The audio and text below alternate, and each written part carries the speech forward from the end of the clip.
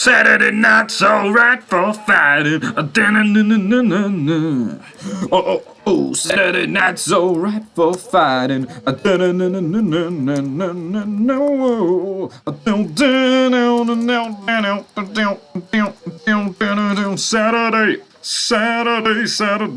Saturday. Live from the Dallas Loan Center. No, it wasn't. I don't even know the Dollar Loan Center, not Dallas. Henderson, nada. The Stone Pitbull returned to AEW. But damn. We've got Nigel McGuinness, Tony Schiavone, and Kevin Kelly on commentary tonight. I like Kevin Kelly on commentary. I'm not going to bash the guy too much. But we had the Blackpool Combat Club take it on. I say the Blackpool Combat, the Blackpool Combat Academy. What's that? It's the Blackpool Combat Club, guys. Taking on S-Fate and Star Jr. Blackpool Combat Club win. The crowd was dead. They came back from a break, right? And Kevin Kelly's like, oh, and the crowd are so hard for this one. It was almost like he was trying to bury the fans. I'm not even joking. Like, I mean, the reception was dead, right? The reception was absolutely dead. It was almost like it was a dig. Like, honestly, I just don't understand it. I don't understand what's going on. I mean, Saturday night is alright for changing the channel, apparently, because that's what it looked like. That is what it looked like tonight from AEW Collision. You know, it's the usual stick on Collision. They like blank out like 90% of the arena because guess what, guys? Nobody's there. And that's the bottom line because I said so. But yeah, Blackpool Combat Club, they win this match. Not really an awful lot to write home about this one, but here, the match is over and the Blackpool Combat Club win. Enter FTR, because they're going to batter Moxley. And then you got them all brawling here, security guards having to pull everyone apart. We then had Daniel Garcia with Matt Maynard taking on Shane Taylor with Lee Moriarty. This match went about 2 minutes. Maybe a bit more than 2 minutes, but, you know, wrestle headlines. This match didn't have enough time to hit that next gear. You don't need time to put on a great wrestling match. See, back in the day, man, on television, because they were trying to cram so much content on our screens, you know, some matches on Raw and SmackDown only took like 5 minutes, because that's all you need to get your stuff in. See these guys that claim, I need 47 minutes to actually get what I need. No. I mean, that's just embarrassing. Just sums up everything that's wrong with current wrestling, man. It really does. Yeah, Eddie Kingston is in backstage after Daniel Garcia won. He's with Lexi now. He says that Daniel Bryan has finally got under his skin and he challenges him to a match at Full Gear. And he says, when Kingston wins, you're going to have to shake my hand, Daniel Bryan. No more working in Blockbuster for you, buddy. We then have Brian Cage versus the Outrunners. He wins. I mean, it's just damn. It's just a throwaway jobber match here for Brian Cage. Defeats two jobbers. Texas Cloverleaf. 1, 2, 3. Well, I'll say 1, 2, 3. You know, tappy, choppy, your pee. I mean, it's done. It's all over. The game's a bogey at this point. After the match, Cage then hits Big Chance, and yeah, this guy's a mascot of some kind. I'm not too sure who he is, but then Hook enters. Both guys that are fighting. It spills into the back, and the referee breaks it up. Then the Undisputed Kingdom and Tamira Tamahashi or something comes in. Tavern, he reminds, I used to be in Chaos before I hurt my knee, but nobody called him Strong Style. No, Strong says if Ishii beats Kasida, he wants him at Revolution. This is just a bunch of jobbers. What is this backstage segment happening? Up next we get Adam Copeland, and before we get into his actual segment, there's these people trying to kid themselves online that, oh, Adam Copeland, he's actually he's done more in AEW than he's done in the past 15 years in WWE. What? Edge has done more being injured. See, there's no that period in WWE where Edge get injured, right?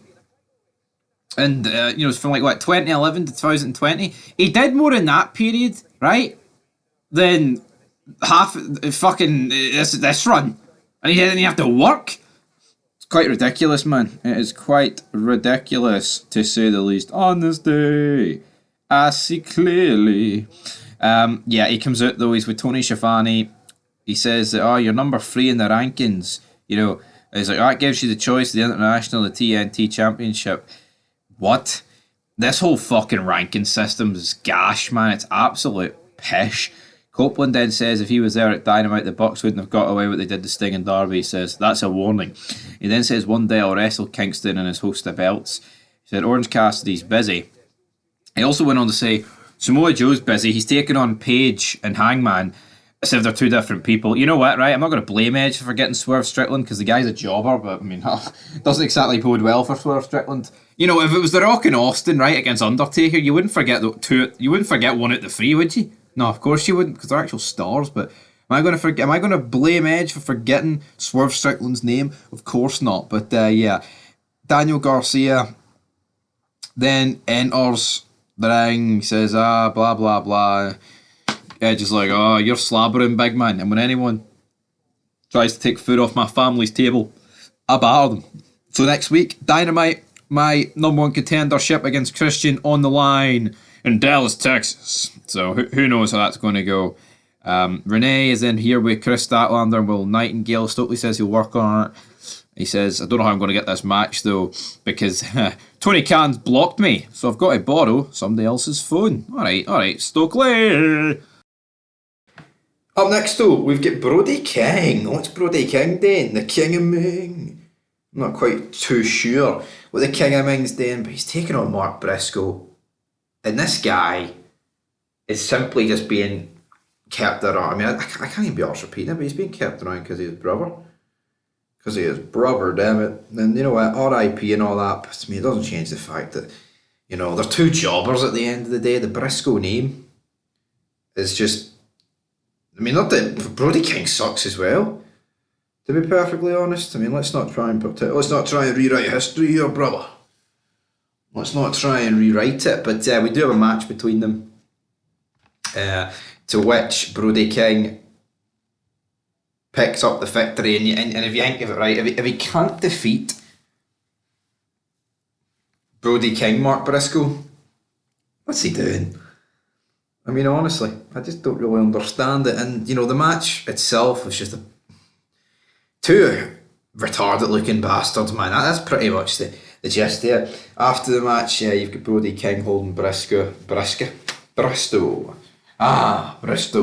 Julia Hart then stabs him with a spike. Briscoe turns into like a bloody mess. King then stands tall, and it's like, what are we doing here? Racing or ping pong? Like, seriously, what's going on? What's going on? King can stand tall all he wants, but at the end of the day, brother, what you gonna do when that mortal Hulk Hogan runs wild on you? What you gonna do, brother? But yeah, bloody mess, stabs him, fucking mess. Just some more body mutilation here going on. AEW Dynamite. Then we have Deonna Purrazzo taking on Kiera Hogan. Both women are trading some arm ringers, but Deonna Purrazzo wins. This was fine. Building some momentum for Purrazzo. Garbage. Toni Storm comes out. At least she looks the part these days. Where we gimmick. And then she has a match, which is her taking on Queen Manita. Toni Storm wins, and it's like these matches are just back to back each other. It's almost like Tony Khan's admitting that the women suck, and we've just got to force this out of here. Then we had in our main event the AEW International Championship with Orange Cassidy taking on Tomohiro Ishii. They pointed out, right, that this match had a 60-minute time limit. A 60-minute time limit. You know, for all the folks out there that don't know how long 68 minutes is, that's quite a long time, brother, to say the least. I mean, that is an insane amount of time, and it's just an amount of time that realistically shouldn't be given to these jobbers, man. I'm sorry, these jabronis should not be getting it. I mean, imagine even talking about it. Absolute mess, absolute catastrophe. We'll have to see how this goes down. But yeah, Orange Cassidy wins. It's a boring dead match, honestly.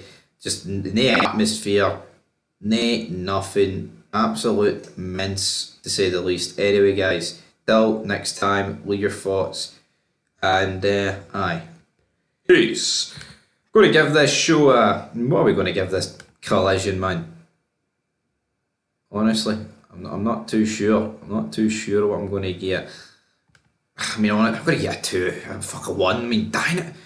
AEW just sucks. Wrestling sucks. Look at this week, man. The only good thing was a press conference. It wasn't even like a wrestling show. You know, it wasn't. People can try and pretend that it was and hype it up, but at the end of the day, man, it's not, man. That's the reality we're dealing with here. But anyway, guys, leave your thoughts down below. And till next time, leave your like thoughts down below. 1 out of 10.